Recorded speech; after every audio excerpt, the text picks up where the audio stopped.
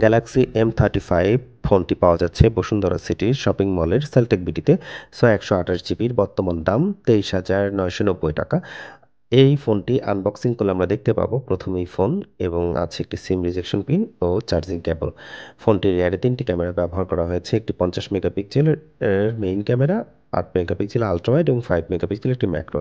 সামনে রয়েছে 13 মেগাপিক্সেলের একটি ক্যামেরা। ফোনটির সামনে এবং পিছনে আপনারা 4K 30 fps এ ভিডিও শ্যুট করতে পারবেন। ফোনটি স্টোরেজ স্পিকার সাপোর্ট করে এবং ফোনটিতে যে চিপসেটটি ব্যবহার করা হয়েছে সেটি হচ্ছে Exynos 1380।